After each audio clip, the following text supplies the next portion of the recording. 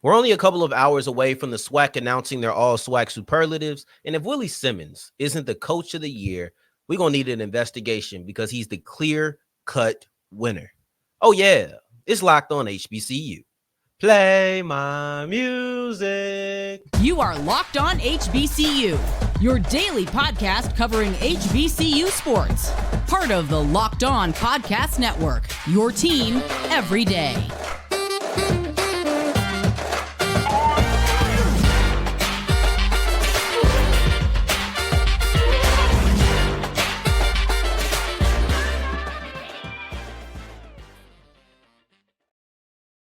What's going on, family? Welcome back to another episode of the Locked On HBCU podcast, your number one daily one-stop shop for everything HBCU athletics, Monday through Friday, part of the Locked On Podcast Network, your team every day. And I, of course, am Darian Gray, a.k.a. the Mouth of the South, Texas Southern alum and former TSU Herald Sports editor and current contributing writer at USA Today's Saints Wire. Thank you for going on this journey with me, making Locked On HBCU your first listen of the day every day. And remember, just because the mic cuts off, it doesn't mean that the journey is over. Just means it's time to follow me on Twitter at South Exclusives. Starts with an S and ends with an S. Today's episode is brought to you by FanDuel. Make every moment more. Right now, new customers get $150 back in bonus bets after winning any $5 bet on a money line. That's $150 back if your team wins. All you have to do is visit fanduel.com/locked-on to get started. Stacked episode, and I'm very excited about this episode. I'm recording it really early for a couple of reasons. One is I want to get it out to you even earlier than I did yesterday, but then also this is just, I've been excited about these topics since Saturday, to be honest. But at the end, we'll wrap up how Grambling was outcoached because Dimitri Morcell, he just came out with a comment, that Southern Jaguars cornerback, on how he was able to stop the last play of the game. Then before that, we'll look at North Carolina Central and their unfortunate impact that the loss had on HBCU football for some of the more national people out there. But before any of that, we'll kick it off with a conference award. And that's Willie Simmons, who rightfully deserves to be the all SWAC Coach of the Year. Now, depending on the time that you're listening to this, he may already be the coach of the year. So I'll spend a little bit of time not just saying why he should be, or excuse me, not just saying that this is what he needs to do and, this is why he should win it, but I also phrase it as this is why he won it. Because to me, this feels like it should be his award to lose. And if he does lose it, I'm going to have to question what people are looking at. Everydayers, yesterday I closed out the show saying that we're going to look at a question. Does Willie Simmons need to win the SWAC championship in order to win the Coach of the Year? Well, that's already been answered by the timing of the award. At that time, I wasn't sure. I wasn't sure when the award was going to be handed out. I thought that maybe it'll come after the championship game. But because that's not the case, then whether or not he wins is irrelevant because the game will not have been played yet. So we can only look at what happens in the regular season, and that makes this thing even easier. The only question, the only way I could have seen people trying to take this award away from Coach Simmons is if he were to have lost in the conference championship game. But because this award is coming out before that, and that's not on the table, what are you going to say to show me that there is a more deserving winner in the SWAC than Coach Willie Simmons? Because for me, I struggle to find what the argument is. And I know, certain people look at it a certain kind of way. They might want to throw TC Taylor in the mix. I can't throw TC Taylor in the mix because there is a gap in success that for me is too big. But then in addition to that gap, you're also looking at the storyline because people want to go in. Most times the best coach or the coach on the best team is going to get this kind of award unless there's a storyline. And then that's where TC Taylor comes into play because obviously FAMU has been the best team in the SWAC, but you have a story with TC Taylor that we're actually going to look at tomorrow. And I don't think that he'll win this award, but it has nothing to do with that. It's just about looking at his first year. But he has a story that people will gravitate towards, but that story ain't enough to close the gap between their record and FAMU's record. That story isn't enough of a gap to close not only that success or close that success gap, but then also to close the gap between the success and Willie Simmons' story. It's not as if Simmons is just a great coach on a great team. He has a little bit of a story going for him as well. So with Willie Simmons, no, it's not replacing the whole team, but instead it's about finally getting over this hump and making it to the SWAC championship game. Simmons, yes, he coached at PV, but let's look at his FAMU tenure. He's been with the Rattlers in the SWAC for 3 years. This is the third year. And in those first 2 years, he was a game away from the SWAC championship. And now this year, he's been able to get over the hump. That is a story. Is it a story that is equal to replacing your whole team and having a winning record? No, it's not.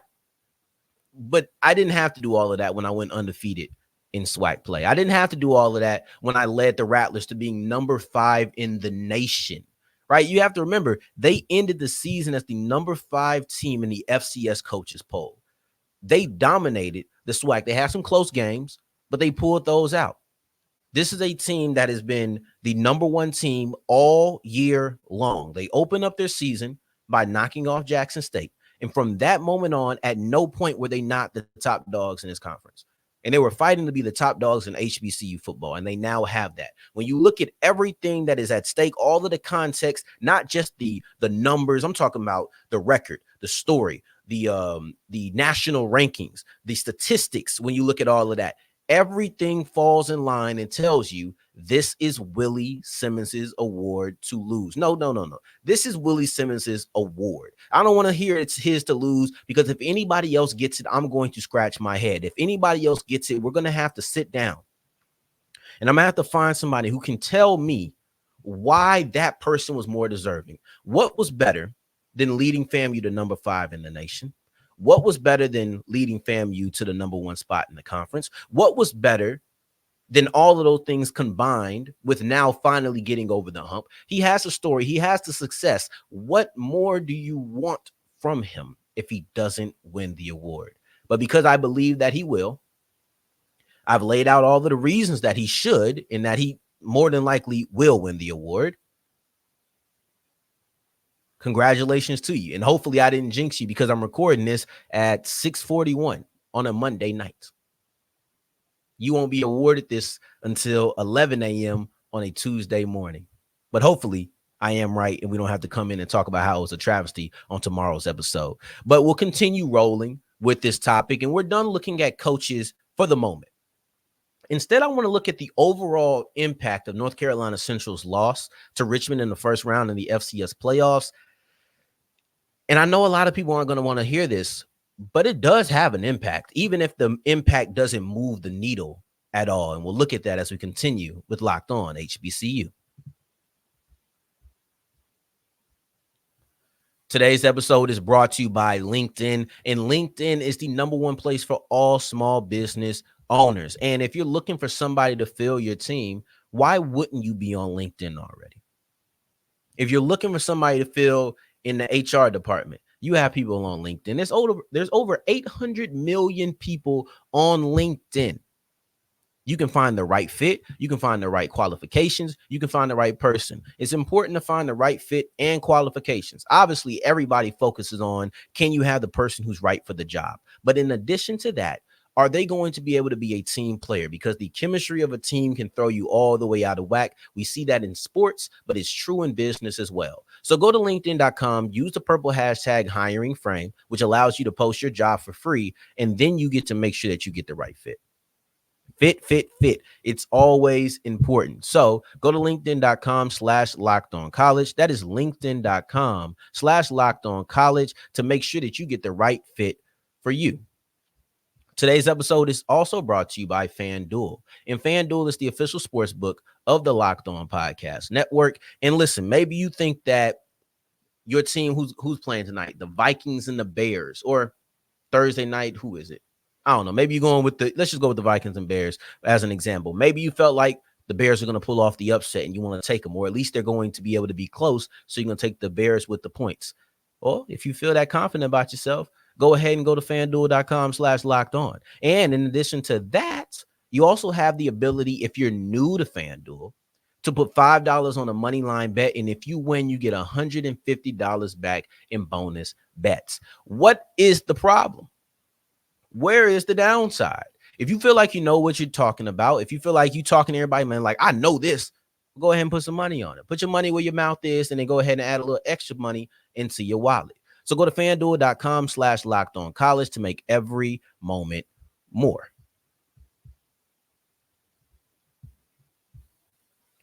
As we continue rolling on today's episode of Locked On HBCU, I appreciate you for making this your first listen of the day every day. And remember, we have our Locked On Sports Today 24/7 stream all day, every day, no matter when you check it out. You could pause me, go look at it right now, come back to me because I'm talking that stuff you need to hear. And then I'll still be here. When I finish talking, however many times it takes you to finish this, go back to Locked On Sports Today, and they'll still be going. 3 a.m., 3 p.m., doesn't matter. Locked On Sports Today, 24/7 sports, brought to you by the Locked On Podcast Network. Now I want to look at North Carolina Central, and I'm going to say some things that I feel like are going to ruffle some feathers, but it really shouldn't, in my opinion. But the impact of North Carolina Central's loss to Richmond on HBCU football. Internally, it does nothing. Absolutely nothing. I don't feel as if in your mind, North Carolina Central was a good team, which they were to me, that because they lost to Richmond, you should second guess that. I do not believe that at all. I still believe that North Carolina Central is a good team. And it's funny because even this little blurb that I'm about to go on about this topic here, it makes me think about a conversation I had in the comments section with a viewer. I can't remember who it was, but it was about internal validation versus external validation. If you're taking in your validation from external sources, yeah, you're in danger here because this is going to be bad. But if you believe in yourself internally and you're not looking for other people to say, yes, that's good, then you'll be straight. All that being said, I think it would be foolish to say that the loss didn't have any sort of impact because to me, North Carolina Central's loss allows national media, people who are not in the HBCU sphere, to continue saying HBCUs do not measure up. They cannot measure up. That's going to be impactful eventually, if it's not already impactful, to be honest. So the truth of the matter is one team should not define Black college football. It shouldn't. North Carolina Central and what they do should not be impactful. Also, I'd be remiss if I did not mention Richmond lost to Morgan State. Richmond lost to Hampton. They lost to multiple HBCUs this year. So let's just put that out there for anybody who's listening and they aren't a North Carolina Central fan. Maybe they coming down from Richmond. They want to have a little bit of time to showboat. They lost to some HBCUs, right? So it's just this idea that North Carolina Central, or excuse me, HBCUs in general are less than because North Carolina Central lost. However, I know, and the reason I'm bringing this up is because I know what the national conversation, I know what the narrative is going to be. And some people might want to say that that doesn't matter, but I say that you're lying. I'm going to tell you why I say you're lying, because so often people look at the positive that can come from a situation. When you're looking at the positive that could come from a situation and then the outcome that you wanted doesn't happen, you can't then act like the negative doesn't exist. Right. So if North Carolina Central winning would have proved the point that, hey, the upper echelon HBCUs can compete, when they lose, you can't act like the point you were trying to prove, the audience you were talking to, just doesn't exist anymore, because you know why you were saying that. You wanted to prove it to people who just felt like, oh, well, HBCUs, they can't compete, period. You were tired of hearing that. I'm tired of hearing it. But I can't act like I didn't want Central to win for that reason. I can't act like I didn't want Central to compete because I wanted to show that high-level HBCUs can compete on these kind of levels. I can't act like that. That would be extremely disingenuous of me, and I won't do that. I won't do it, right? And I know some people might. And some people might say, oh, that's not what I wanted. Fine. That's what I wanted. Forget trying to talk for anybody else. That's what I wanted. I wanted to see Central come out there and knock off Richmond. I wanted to see Central come out there and knock off Albany. I wanted to see them come out there and win these games because I'm tired of hearing that HBCU athletics are a step below in the FCS. I don't like it. I don't like it. And I think it's okay to want national praise. that's a different aspect than clamoring for it, being desperate for it, but simply wanting to be recognized for who you truly are and not be downplayed, to not be belittled, to not have everything that you've accomplished kind of just thrown aside because of where you're doing it at. I think the desire for that is normal. I don't think that's unhealthy. I don't think that's looking for external validation.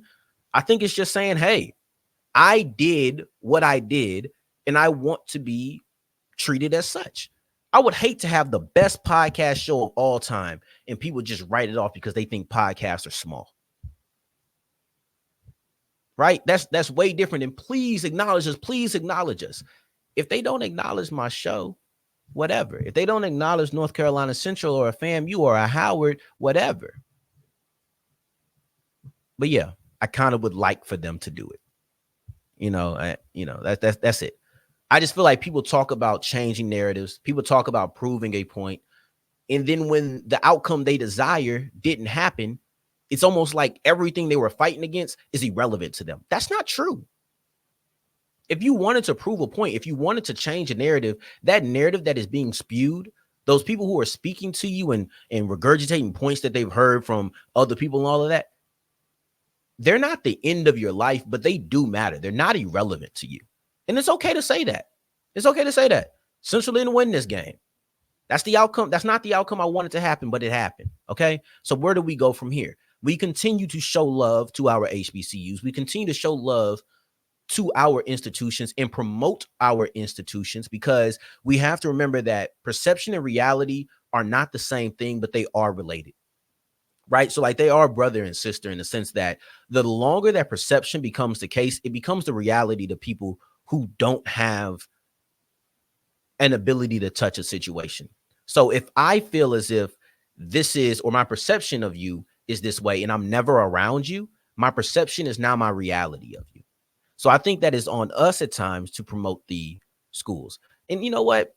North Carolina Central knocked off Elon. They knocked off Campbell. They did what they needed to do. They've won games against top 25 teams 2 years in a row. They've been ranked in the top 25 2 years in a row. Excuse me. We can't sit here and act like they haven't done anything, but we have to promote that just as loud as I feel like people who are going to talk down. The volumes have to be equal, if not us being louder, because at the end of the day, I can't walk around with this HBCUs are less than forever. I don't like it. You don't like it. I want to change the narrative. And the only way to change the narrative is by A, winning, which North Carolina Central has done. They just didn't do it in the playoffs. And then B, promoting ourselves, right? We have to elevate ourselves as well. And that comes from fans. That comes from schools, right? I think there's certain things schools can do to elevate the profile of their football teams, basketball teams, and whatever team we're speaking on. But typically it's football and basketball that's going to get the most clicks and buzz. That's the place to do it on. There's a lot of things that you could do, but unfortunately losing to Richmond, it didn't help. It allowed people who wanted to continue to say HBCUs are less than, it allowed them to continue to say that. So as we move forward, I'll look at Grambling versus Southern. This is HBCU versus HBCU, but specifically, I'll look at Grambling's last offensive play of the game and why I feel like it was another example of Southern just out coaching Grambling as we continue with Locked On HBCU. Today's episode is brought to you by Prize Picks, and Prize Picks is daily fantasy sports made easy. Now, this is simple. Let's say you think Steph Curry is going to have over 27 points. Let's say that you think that Jokic is going to have double-digit rebounds or double-digit assists. Whatever you think is going to happen, compare that to the more or less the I don't even know what the word is, but basically compare it to what the projection is. They'll say Steph Curry 29.5, more or less. Jokic 10 assists, 10.5 assists, more or less. And you just pick the more or less with 2 to 6 players and you break down what you think is going to happen. It's not difficult, is it? So that's fantasy sports made easy. They have the Prize Picks Taco Tuesday. They have different specials every now and then. I've seen ones for Black Friday and Cyber Monday that have already passed. They have guaranteed plays to where if you win, you get money. If you lose nothing. Prize Picks is going to take care of you. So go to prizepicks.com/lockedoncollege. That's daily fantasy sports made easy. Prizepicks.com/lockedoncollege. As we're wrapping up today's episode of Locked on HBCU, I appreciate you for making this your first listen of the day, every day, making it all the way to segment 3. And I thank you 2 times for that. And I want to break down a play specifically, and that's the last offensive play of Grambling season. And I felt like this was an example of Southern outcoaching the Grambling Tigers. On yesterday's episode, we looked at the effect of Grambling's inability to finish, right? And this was one of the examples. You couldn't finish on that last drive. I don't need to look at the effect again. We know what it is. Grambling wasn't able to score, so Grambling lost the game. But let's break down that play. Let's dissect the play. As opposed to looking at the impact of it, let's look at how we got to the final result. There was 2 things. One, Grambling came out in a trip set. So 3 receivers on one side, on the left side of the line of scrimmage, to be honest, to be specific. So you have 3 receivers split out on the left side of the line of scrimmage. You had 1 receiver on the right side of the line of scrimmage split out. And you had a running back in the backfield with your quarterback. Southern didn't like the look because they thought that they were going to run the ball, came out with the run defense, said, you know what, we're taking a timeout so we can adjust. They adjusted. Grambling didn't. That was the coaching mistake to me. That was the coaching mistake. Instead, and it was a different play, to be fair. It was not the same play that they were going to run, or it was a different setup to get into the play at the worst. But Grambling, instead of having 3 receivers out in that trips formation and 1 to the right, they just moved the tight end from being split out to being on the line of scrimmage. So he had his hand in the dirt. It was still a 3-by-1 formation. That was the only difference. You didn't come out and give them a different look. It's like, this is our play. We don't care that they've seen how we're going to line up. We're still going to run with it. And that was a mistake to me. That was Grambling not taking the opportunity to adjust when Southern did take that opportunity. And that was a mistake. Because, yes, you had Javon Robinson who went into motion before the timeout was called. So he gave you a look as if they were going to do something creative with him. But then when they came out, they didn't run him in motion. So it wasn't the same exact play, but I think that the target was going to be the same. It was Lyndon Rash the whole way. When you line up the first time and you have the trips, you had Rash over there by himself, isolated. When you come back out, you have Lyndon Rash on the right by himself, isolated, right? And isolated is the word that I really wanted to use because it felt like basketball, iso ball. Hey, take everybody over there. It's me and my man, and we are about to go at it right now. But like, that's what it looked like to me. It looked like, okay, we're going to move all of the offensive weapons on the left side of the line of scrimmage so that you have to take all the defensive backs and everybody and slide them toward the offense's left. Now that leaves Lyndon Rash and Dimitri Marcel lined up against each other right there at the right edge, not even the edge of the end zone, but just on the right side of the field. It was obvious.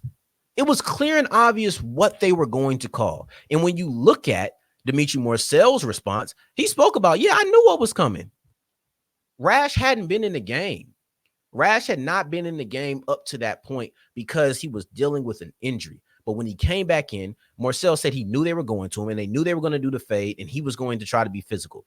That throw was dead in the water before it left Myles Crawley's hands. And I don't know if this is a Crawley problem or if this is a coaching problem, but it certainly to me looked as if one read, if it's not there, throw it up and try to give your guy a chance.